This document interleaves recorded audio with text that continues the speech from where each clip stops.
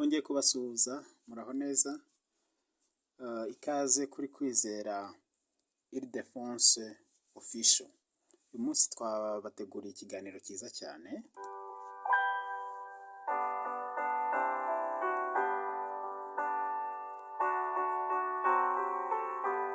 Mbere yuko dukomeza, kanda like, ukore share, ubisangize abandi. Ibi aba ari ibiganiro byiza bishingiye ku bitabo tuba twabasomeye tugakora hirya no hino, kandi bibasha kugufasha mu buzima bwa none n'ubw'ejo hazaza ndetse n'ubw'iteka ryose.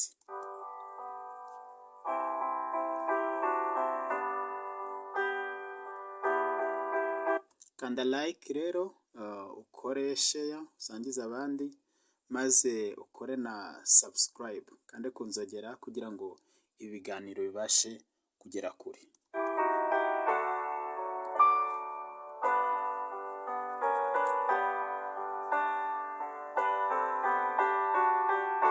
Uyu munsi nabatoranyirije igitabo cyiza. Ni igitabo kirimo ubwenge kandi buziye igihe, ngira ngo wari ubukeneye. Ni igitabo cyitwa Uzuza, imibereho yawe, ibyishimo n'umunezero. Uzuza imibereho yawe, ibyishimo n'umunezero.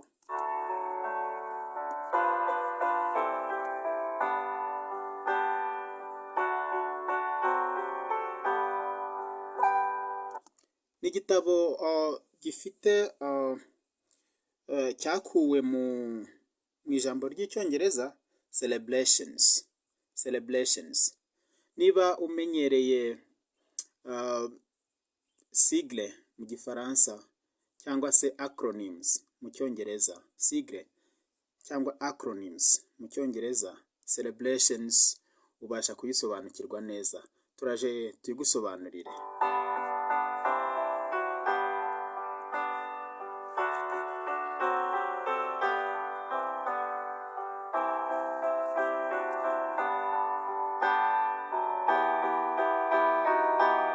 Muri aka gatabo keza umwanditsi yise celebrations mu buryo bw'ikinyarwanda, tugenekereje ni uzuza imibereho yawe, ibyishimo n'umunezero. Ariko buri jambo nk'uko twari tumaze kubivuga twifashishije sigle cyangwa se acronym y'icyongereza, sigle n'igifaransa. Buri jambo, buri nyuguti ifite ijambo ry'icyongereza ihagarariye, ariko tuza kukubwira mu kinyarwanda.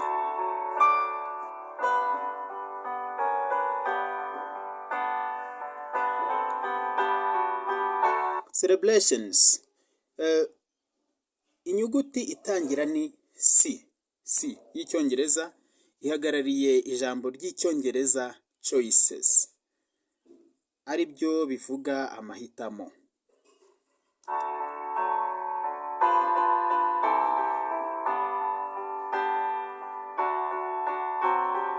Kugira ngo rero twuzuze imibereho yacu, ibyishimo n'umunezero, amahitamo ni ingenzi kandi tugomba kugira amahitamo meza.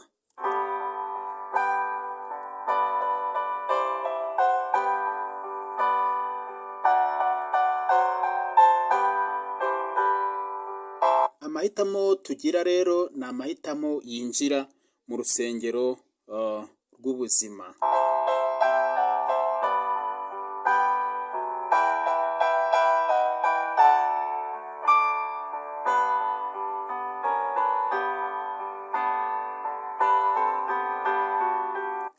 Inyuguti ya kabiri ni I cyangwa se mu kinyarwanda E, ihagarariye ijambo ry'icyongereza exercises, ari byo bivuga imyitozo ngororangingo.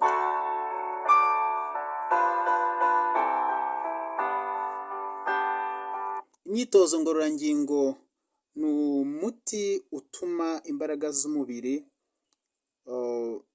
zibaho ntizishire.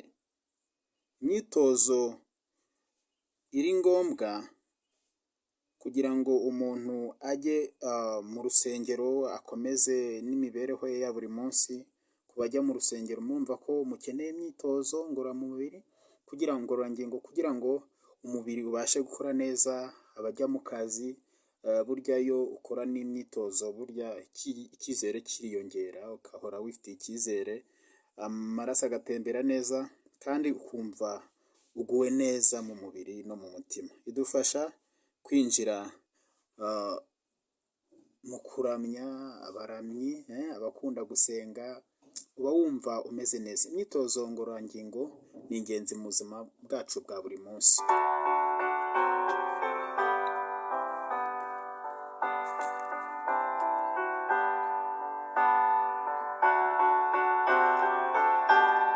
Indi nyuguti ikurikiyeho ni L. Ihagarariye ijambo ry'icyongereza liquids, ari byo bivuga ibisukika.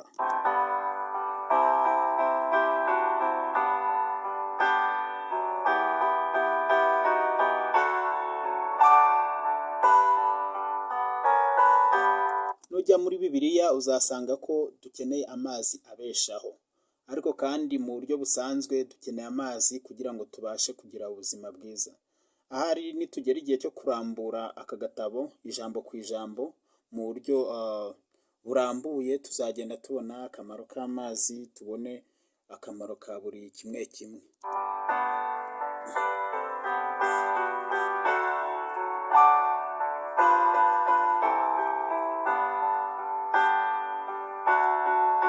Inyuguti ikurikiyeho ni I cyangwa se E mu Kinyarwanda.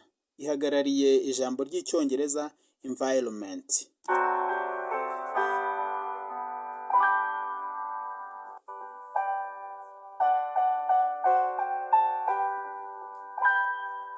Environment bivuga ibidukikije. Ibidukikije bibeshejeho abantu. Kwigira ku byaremwe mu buryo bwa buri munsi, ugatembera ukareba ibidukikije, ishyamba. Hari ibyaremwe byinshi ushobora gutembera ukareba. Ibyo byose ni ingirakamaro. Twavuga nk'umucyo w'izuba wo ku munsi utangira impeshyi. Kwigira ku byaremwe mu buryo bwo guhimbaza ni ingirakamaro. Ubwo turabwira nk'abakunda gusenga, ariko ntabwo ari abakunda gusenga gusa, ahubwo ushobora kumvira ijambo uyu munsi ukumva ko no mu bidukikije tubasha kuhamenyera Imana, kandi kumenya Imana ni ubuzima. Ni ingirakamaro nk'umucyo w'izuba rero wo ku munsi utangira impeshyi.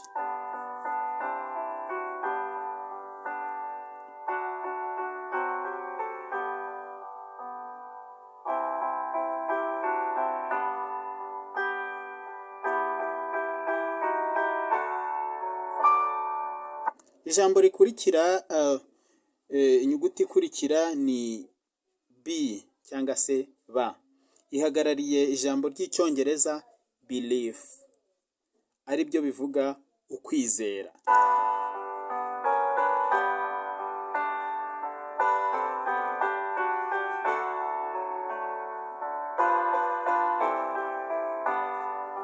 Burya kwizera kuri mu mitima yacu gutuma imitima yacu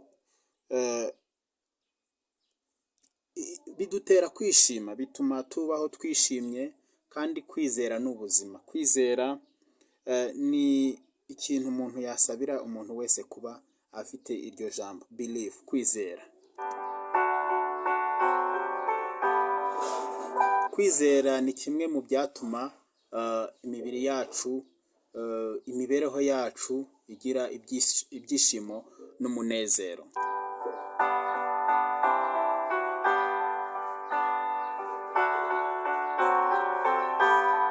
Ijambo rikurikiyeho, inyuguti ikurikiyeho ni R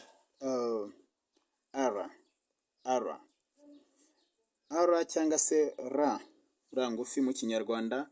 Ihagarariye ijambo ry'icyongereza rest. Rest ni ijambo rivuga risobanura ikiruhuko.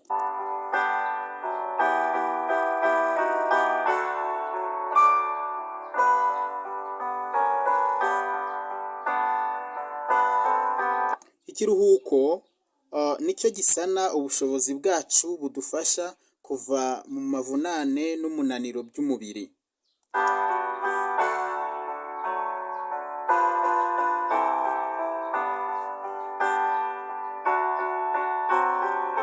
Burya dukeneye ikiruhuko cya buri cyumweru, ariko kandi dukeneye n'ikiruhuko cya buri munsi. Tugomba gukora cyane, tugakora koko uko dushoboye, ariko tukagira n'igihe tukaruhuka. Wari uzi ko burya n'imashini ziruhuka?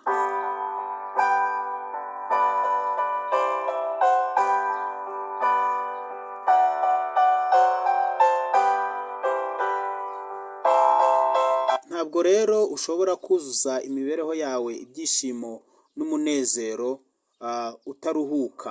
Igihe unaniwe nta nubwo utegereza ko umubiri ukubwira ko unaniwe, ahubwo ugomba kwiha gahunda, ikaba disipurine, ukamenya ko ugomba gukora cyane, ariko nanone igihe cyagera ukaruhuka kugira ngo umubiri usubirane imbaraga. Uzuza imibereho yawe ibyishimo n'umunezero.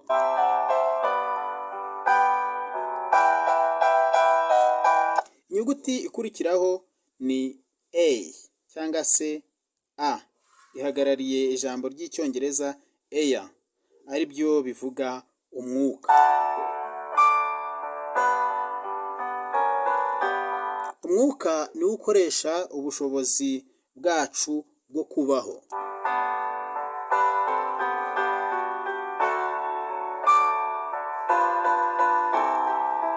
Umwuka ufutse utuma tugarura ubuyanja kandi tugakomera.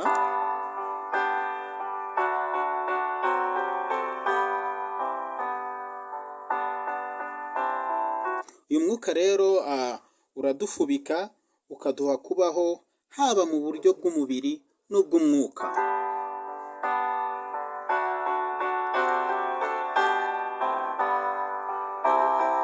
Inyuguti ikurikiyeho ni T mu Kinyarwanda, ihagarariye ijambo ry'icyongereza temperance,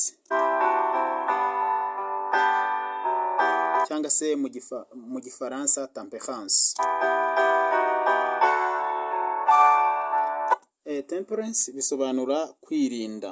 Kwirinda, ibi nibyo ngoro yo gutungana kwacu. Burya ntabwo imibiri yacu igomba kujyamo ibonetse byose. Tugomba kugira we have to select, tugomba gutoranya, ntabwo tugomba kurya ibibonetse byose, kuko kugira ngo tugire ubuzima bwiza, tugire ubuzima bwuzuye, imibereho yuzuye ibyishimo n'umunezero. Kwirinda rero ni ingenzi, tukarinda imibiri yacu.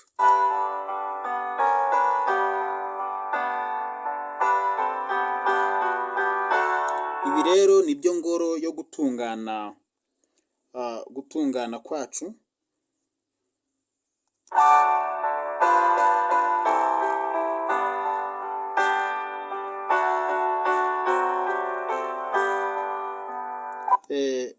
Kwirinda rero guhindura indirimbo cyangwa se muzika mu buryo bukwiye, kugira ngo iyo ndirimbo ibe ifite amajwi yuzuzanya. Kwirinda ni ingenzi mu buzima, bituma wuzuza imibereho yawe ibyishimo n'umunezero.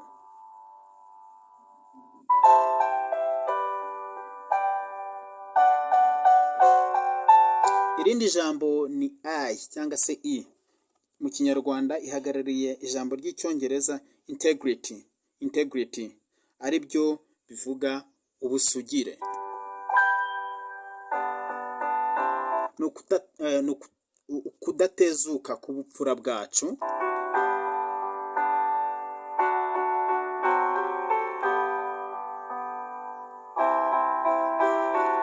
Kubizera Imana se ni gute twaba interenganya, tukabura ubusugire, tukabura ubunyangamugayo, kandi twumva ko Imana iri muri twe? Tugaragaje ko Imana iri muri twe, byafasha benshi nabo bakifuza kumera nkatwe, bakuzuza imibereho yabo ibyishimo n'umunezero.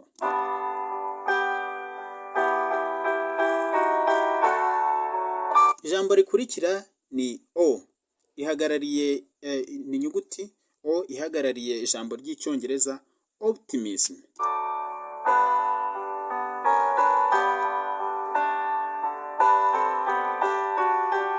iri jambo cyangwa se optimisme mu gifaransa bivuga kwizera ko ibintu bizaba byiza.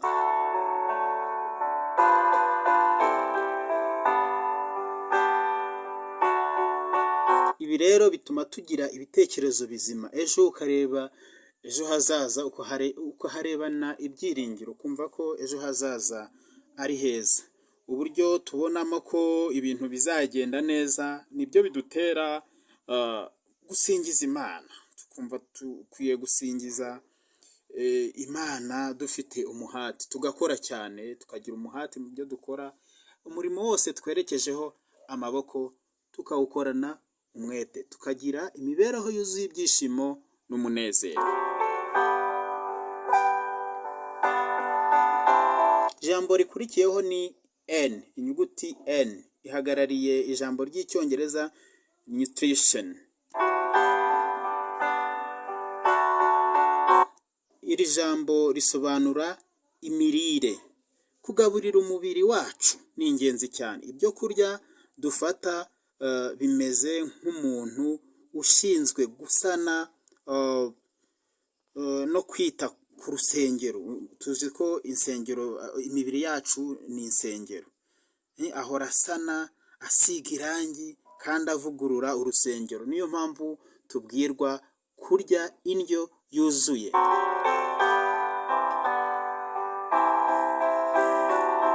Imboga, imbuto, ibintu nk'ibyo.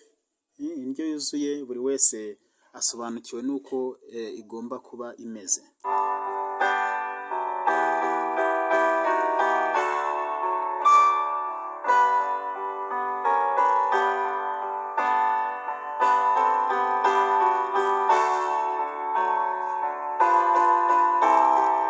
Abajya mu rusengero rero, kandi ubushakashatsi burya bugaragaza ko abantu bajya mu rusengero bagira ubuzima bwiza. Iyo ugiyeyo rero n'umutima wose biragufasha cyane, kuko nk'ibibwirizwa ni ibyo kurya byacu by'umwuka bidutegurira guhangana no gushidikanya kuba mu mitima yacu ndetse n'ibigeragezo. Burya rero ntabwo umuntu abaho kubera yariye imbuto, imboga, yariye ibyubaka umubiri, ibirinda indwara, ahubwo n'ibibwirizwa mu buryo bwa mwuka biragufasha kandi bigafasha intekerezo. Kugaburira intekerezo rero nabyo ni ingenzi.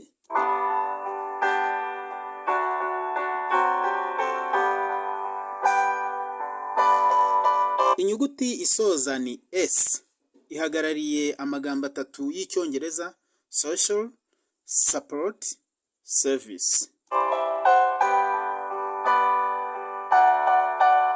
Aya magambo avuga ngo ukunganirana mu mibanire n'abandi no kugira icyo ubakorera.